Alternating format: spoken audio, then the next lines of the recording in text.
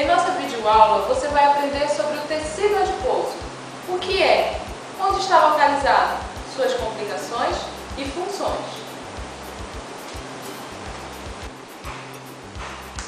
O tecido adiposo é um tipo especial de tecido conjuntivo. Ele é composto por células arredondadas que armazenam uma grande quantidade de gordura no seu citoplasma. Essas células são chamadas de adipócitos. O alimento ingerido em excesso e que não é gasto diariamente vira energia que se acumula nas células de gordura. Essas células aumentam de volume, pois armazenam o máximo de gordura possível. Novas células podem surgir para armazenar mais lipídios, mais gordura. As células adiposas podem ser encontradas isoladas ou em pequenos grupos no tecido conjuntivo, mas a maioria delas formam grandes agregados, formando o tecido adiposo, que está distribuído por todo o nosso corpo. Em pessoas de peso normal, o tecido adiposo corresponde de 20 a 25% do peso corporal da mulher, enquanto no homem é somente de 15 a 20% do peso corporal.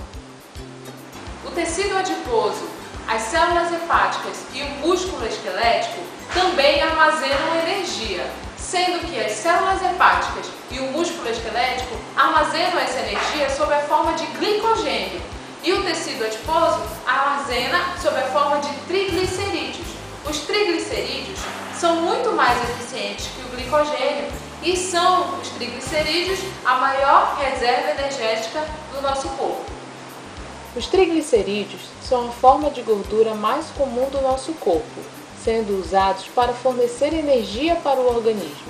Quando a quantidade de triglicéridos está elevada, eles são armazenados nos tecidos adiposos, para o caso de serem necessários no futuro. Quando você desenvolve aquelas gordurinhas pelo corpo, como nos quadris ou na barriga, você está na verdade armazenando os triglicerídeos que estão em excesso. Os triglicerídeos estão presentes em vários alimentos comuns na nossa dieta, mas a maior parte costuma ser produzida pelo nosso fígado. Quando comemos carboidratos em excesso, como doces, massas e pães, o fígado pega esses açúcares a mais e os transforma em triglicerídeos, para que eles possam ser estocados nos tecidos adiposos, servindo como reserva energética que poderá ser usada no futuro. O tecido adiposo está localizado embaixo da pele e tem como sua principal função o armazenamento de energia, além de modelar a superfície do corpo, sendo em parte responsável pela diferença do corpo do homem e da mulher. Forma também coxins absorventes de choques, como almofadas protetoras, principalmente na planta dos pés, palma das mãos e glúteos. O tecido também funciona como isolamento térmico do organismo, pois as gorduras são mais condutoras de calor. Preenche espaços entre os tecidos e auxilia a manter órgãos em suas posições, como por exemplo os rins. Você já entendeu o que é o tecido adiposo e as suas funções. Agora você vai saber a origem das células adiposas, ou seja, dos adipócitos. Os adipócitos têm origem no embrião, a partir de células mesenquimais, que dão origem a vários tipos de células, como os fibroblastos e os lipoblastos. Os lipoblastos diferenciam-se em células adiposas ou adipócitos, que podem ser de dois tipos, unilocular ou multilocular. Essas setas nos dois sentidos significa dizer que quando essa célula é mobilizada para atender às necessidades do organismo, as células adiposas maduras podem voltar a apresentar apenas algumas gotículas em seu citoplasma, perdendo então tecido adiposo. Existem dois tipos de tecido adiposo: o tecido adiposo multilocular e o tecido adiposo unilocular. Agora você vai entender a diferença entre eles. O tecido adiposo multilocular é o tecido mais abundante nos animais que hibernam, pois recebe sinalização para metabolizar os lipídios e liberar energia térmica de calor para o sangue dos animais, os reanimando e informando o fim da hibernação. Nos humanos, a quantidade desse tecido só é significativa nos recém-nascidos, com a função de auxiliar a termorregulação, ou seja, gerar calor. O tecido adiposo unilocular é o tecido que habitualmente chamado de gordura. É o principal reservatório de lipídios para serem usados como fonte de energia. É caracterizado por apresentar uma grande gota de lipídio que ocupa a maior parte do adipócito, deslocando o restante do citoplasma e o núcleo para a periferia da célula. Apesar de possuir funções importantes, o excesso do tecido adiposo é indesejável. Em pessoas ou animais sedentários, o organismo transforma esse excesso de energia em lipídios, em tecido adiposo, em gordura, sobrecarregando pulmão e coração com o peso elevado. Doenças como hipertensão, diabetes e obesidade estão ligadas direta ou indiretamente ao excesso de peso.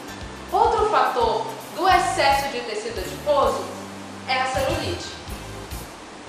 Quando o excesso de peso ou sedentarismo gera um aumento do volume de gordura no organismo, essa gordura resulta em uma compressão das células nervosas, dos vasos linfáticos e sanguíneos, gerando um acúmulo de líquido. Com isso, diminui a circulação do local, levando menos nutrientes e oxigênio para os tecidos. Para tentar dar suporte a isso, o organismo manda fibras colágenas, que acabam formando nódulos, dando origem assim à famosa celulite. Você sabia que a obesidade está batendo um recorde que assusta? Mais da metade dos brasileiros estão acima do peso. O Ministério da Saúde adverte: nunca estivemos tão gordos. A obesidade é uma doença crônica que se desenvolve a partir de uma combinação traiçoeira entre genes e a disponibilidade de alimento no ambiente em que a pessoa vive. A genética tem um papel importante. Se na sua família tem várias pessoas obesas, sua chance de se tornar um obeso também é de pelo menos 30%.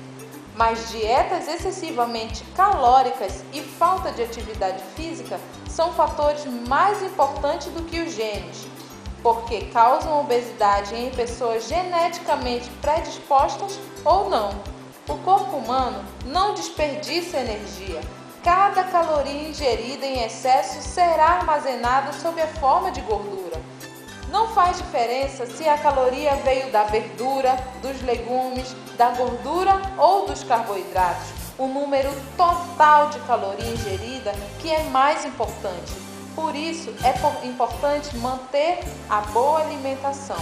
Comer em excesso é um processo passivo, fácil de realizar. Comer pouco é um processo ativo, que exige determinação. Chegamos ao fim. Obrigado pela sua atenção. Espero ter colaborado com o seu conhecimento. Até a próxima videoaula. Tchau!